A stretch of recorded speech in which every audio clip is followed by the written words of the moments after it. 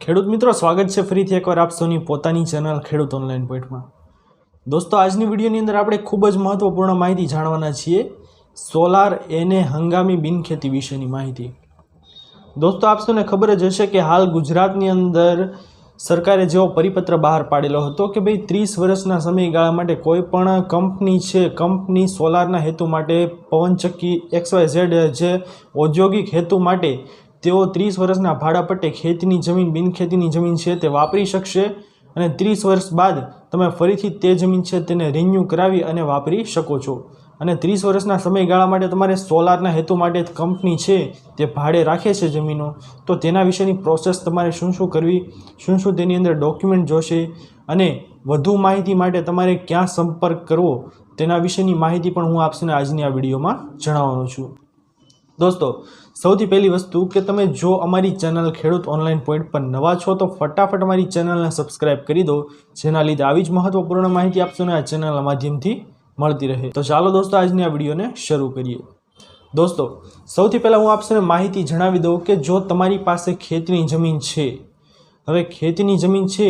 તેને ભાડે આપવી છે કોઈ કંપનીને, તો આવા હેતુ માટે સોલારના હેતુ માટે તમારે કોઈ પણ કંપનીને જમીન ભાડે આપવી છે તો સૌથી પહેલાં તો તે જમીન છે તે સબસ્ટેશનની આજુબાજુમાં આવેલી હોવી જોઈએ, તેના 5 થી 7 કિલોમીટરના દાયરાની અંદર આવી જોઈએ તેવી ખેતીની જમીન છે તે કંપની ભાડે રાખે છે। તો દોસ્તો, આના માટેની કામગીરી શું હોય છે અને તમારે કયા ડોક્યુમેન્ટ તેની અંદર જોઈએ છે, તો સૌથી પહેલાં તો આની અંદર કરાવવો પડે છે એક લીઝ એગ્રીમેન્ટ એટલે કે ભાડા કરાર। હવે ભાડા કરાર દોસ્તો શા માટે કરાવવો પડે છે, તો ભાડા કરાર એટલા માટે કરાવવો પડે છે કે ભાઈ આ એક 30 વર્ષનો રેન્ટ એગ્રીમેન્ટ છે, ભાડા કરાર છે। તો હવે આ કરાવવા માટે દોસ્તો તમારે સૌથી પહેલાં તો શું કરવાનું રહેશે કે ભાઈ કોઈ પણ વ્યક્તિ છે તેઓની ખેતીની જમીન છે, મોસ્ટ ઓફ કેસમાં અત્યારે કેવું કરતા હોય છે દોસ્તો કે આ હંગામી બિનખેતી છે તે મળે છે, હંગામી રીતે તમને મંજૂરી મળે છે, તો આના માટે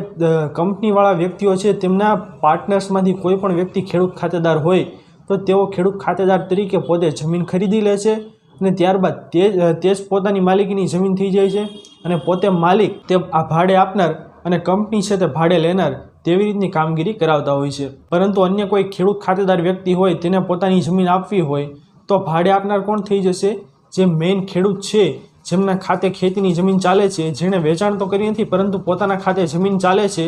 અને એ આપનાર થઈ જશે અને કંપની છે તે ભાડે લેનાર થઈ જશે। તો સૌથી પહેલાં દોસ્તો ડોક્યુમેન્ટ વિશેની વાત કરીએ કે ભાડા કરાર કરવા માટે તમારે કયા ડોક્યુમેન્ટની જરૂર પડશે, તો સૌથી પહેલાં તો જે ભાડે આપનાર છે તેઓના Aadhaar card, PAN card plus authority letter આપવાનો રહેશે કે તે ઓથોરિટી લેટરની અંદર લખેલું હોય કે તમામ ડિરેક્ટરો વતી કે પછી ભાગીદારી પેઢી હોય તો તમામ ભાગીદારો વતી આ એક વ્યક્તિ છે તેઓને પાવર આપવામાં આવેલા છે, ઓથોરિટી આપવામાં આવેલી છે સાઇન સિગ્નેચર કરવા માટેની, તેઓ ઓથોરિટી લેટર જોશે। પછી પ્લસ કંપનીનું રજિસ્ટ્રેશન એટલે કે ભાગીદારી હોય તો રજિસ્ટ્રેશન ઓફ ફર્મ જોશે અને કંપની હોય તો કંપની રજિસ્ટ્રેશનનું તમારે પ્રૂફ આપવાનું રહેશે, પ્લસ કંપનીનું પાન કાર્ડ આપવાનું રહેશે। પ્લસ દોસ્તો, આપ સૌને જણાવી દઈએ કે તમારે રેન્ટ એગ્રીમેન્ટ કેટલું છે, રેન્ટ કેટલું આપવાનું છે, 1 મીટરનો કેટલો, 1 વીઘાનો કેટલો ભાવ નક્કી કરેલો છે તેવું ચાર્ટ છે તે બનાવવાનું રહેશે અને ભાડું છે તે નક્કી કરવાનું રહેશે। ત્યારબાદ દોસ્તો જરૂર પડશે 2 સાક્ષીઓની, 2 સાક્ષી એવા કે જે દસ્તાવેજ કરવા સમયે એટલે કે ભાડા કરાર નોંધણી સમયે સબ રજિસ્ટ્રાર કચેરી છે તેની અંદર હાજર રહી અને પોતાની સહીઓ કરી શકે અને અંગૂઠાઓ આપી શકે અને પોતે સહી કરતા હોય તેવા જ સાક્ષીઓની જરૂર આપણે પડશે। બંનેના આધાર કાર્ડ, બંનેના પાન કાર્ડની જરૂર પડશે દોસ્તો। ત્યારબાદ તમારે કરવાનું છે શું કે આ તમામ કામગીરી થઈ ગયા બાદ તમારે ભાડા કરાર તૈયાર થઈ ગયા બાદ તમારે ભાડા કરાર છે તેની નોંધણી સબ રજિસ્ટ્રાર કચેરીની અંદર કરાવવાની રહેશે। પણ એક વાત ખાસ યાદ રાખજો કે તમે ભાડા કરાર જો તમારો બની ગયો હોય તો તમારા સીએને બતાવ્યા વગર તમે આ ભાડા કરાર છે તેને કન્ફર્મ ના કરતા, કારણ કે સીએને બતાડ્યા બાદ તે કન્ફર્મ કરે ત્યારબાદ જ તમારે આની નોંધણી છે તે કરાવવી। ત્યાર પછી દોસ્તો જો આ ભાડા કરાર બની ગયો ત્યારબાદ આપણે મંજૂરી લેવાની છે 30 વર્ષના ભાડા પટ્ટે, ઓનલાઈન IORA વેબસાઇટ છે તેની અંદર તમારે મંજૂરી લેવાની છે, તેની અંદર તમારે એપ્લિકેશનને તે બધી વસ્તુ કરવાની રહેશે। હવે આ એપ્લિકેશન છે દોસ્તો તે સંપૂર્ણ ઓનલાઈન છે, એટલા માટે તમારે ઓનલાઈન એન્ટ્રી, ડેટા એન્ટ્રી બધી નાખવાની છે। તે સ્ટેપ બાય સ્ટેપ અત્યારે તો હું આપને નહીં સમજાવી શકું, અત્યારે ફક્ત હું આપને પ્રોસેસ સમજાવું છું કે કઈ રીતે તમારે કામગીરી કરવાની છે। તો આ ઓનલાઈન પ્રોસેસ છે તે IORA વેબસાઇટની અંદર તમારે કરવાની છે, તેની અંદર તમારે ભાડા કરાર છે તે અપલોડ કરવાનો રહેશે। પ્લસ દોસ્તો આપ સૌને જણાવીએ કે તમારે આ બધી મંજૂરી છે તેની અંદર જે કંપનીની વસ્તુ છે, પછી તમારા ડોક્યુમેન્ટ છે તે બધું અપલોડ કરવાનું રહેશે અને ઓનલાઈન એપ્લિકેશન જે કાગળો નીકળે તેને પણ તમારે ઓથોરિટી જેની પાસે હોય તે વ્યક્તિએ સહી સિક્કાઓ કરી અને તેને અપલોડ કરવાનું રહેશે. કંપનીના સિક્કા તેની અંદર ફરજિયાત આવશે દોસ્તો, તે ભાડા કરારની અંદર પણ આવશે અને આ એપ્લિકેશન છે તેની અંદર પણ તમારે સહી સિક્કાઓ કરવાના રહેશે. હવે દોસ્તો આગળ વધીએ તો આ એપ્લિકેશન છે તે સબમિટ થઈ ગયા બાદ તમારે મંજૂરી છે તે ક્યાં મળશે? મેઇન પ્રશ્ન છે કે તમારે મંજૂરી ક્યાંથી મેળવવાની રહેશે? તો આ હંગામી બિનખેતી છે દોસ્તો, એટલા માટે તમે જો કોઈ તાલુકાની અંદર તમારે કોઈ ગામડાની અંદર તમે જમીનની મંજૂરી મેળવતા હો તો તમારે આ પ્રાંત કચેરીની અંદરથી તમને આ મંજૂરી છે તે મળી જશે. આમાં તમારે કલેક્ટર સુધી લાંબુ થવાની જરૂર નહીં પડે. પરંતુ દોસ્તો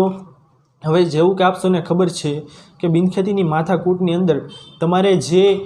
1995થી ટાઇટલની ચકાસણી કરવામાં આવે છે, તો આમાં તમારે એ ફાયદો રહેશે દોસ્તો કે હવે તમારું ટાઇટલ છે તે 1995થી ચકાસવામાં આવશે અને 1995થી ચકાસવાની સાથે સાથે તમારે એ પણ ધ્યાન રાખવાનું છે કે જમીનનો કબજો કોઈ ફેર થવો જોઈએ નહીં. જમીનના કબજા બાબતે કોઈ પ્રશ્ન હશે કે પછી માપણી શીટના પ્રશ્નો હશે તો તમારું આ કામ છે તે અટકી શકે છે. એટલા માટે સૌથી પહેલાં તમારે ખાસ બાબતનું ધ્યાન રાખવાનું કે આવી જમીનો ખરીદતા પહેલાં પણ તમારે ચકાસણી કરાવી લેવાની જમીનના માપ વિશેની, તેથી તમારે ભવિષ્યમાં કોઈ પણ વાંધા આવે નહીં. પ્લસ દોસ્તો આપ સૌને જણાવી દઈએ કે આ ભાડા કરારની તમામ વસ્તુની કામગીરી પૂર્ણ થયા બાદ અને ઓનલાઈન અપડેશન થયા બાદ તમારે જે આ મંજૂરી છે દોસ્તો તે મળે ત્યારબાદ તમે તેની અંદર કામગીરી છે તે સોલારની કરાવી શકો છો. દોસ્તો આ સંપૂર્ણ કામગીરી છે તે અત્યારે ઓનલાઈન છે અને આ સંપૂર્ણ કામગીરી વિશેની માહિતી તમારે મેળવવી હોય દોસ્તો તો અહીંયા નીચે તમને એક મોબાઈલ નંબર દેખાતો હશે, તે મોબાઈલ નંબર ઉપર તમે કોન્ટેક્ટ કરી અને અમારી પાસેથી માહિતી મેળવી શકો છો કે તમારે આના વિશેની પ્રોસેસ છે તે કેવી રીતે કરવી. માર્ગદર્શન માટે કોન્ટેક્ટ જરૂર કરજો દોસ્તો. તો ખેડૂત મિત્રો, અત્યારે હંગામી સોલારનું ચલણ વધી રહ્યું છે, એટલા માટે જો આપ સૌને આ વિડીયો છે તે ઇન્ફોર્મેશન માટે તમને પસંદ આવ્યો હોય તો વિડીયોને લાઇક કરવાનું ના ભૂલતા. ચેનલ પર નવા આવ્યા હો તો અમારી ચેનલ ખેડૂત ઓનલાઈન પોઈન્ટને સબસ્ક્રાઇબ કરી અને બાજુમાં આપેલા બેલ આઇકનને પણ પ્રેસ કરી દેજો, જેના લીધે આવી જ મહત્વપૂર્ણ માહિતી આપ સૌને ચેનલના માધ્યમથી મળતી રહે. તો દોસ્તો મળીએ હવે પછીના વિડીયોમાં. ત્યાર સુધી જય હિન્દ અને વંદે માતરમ.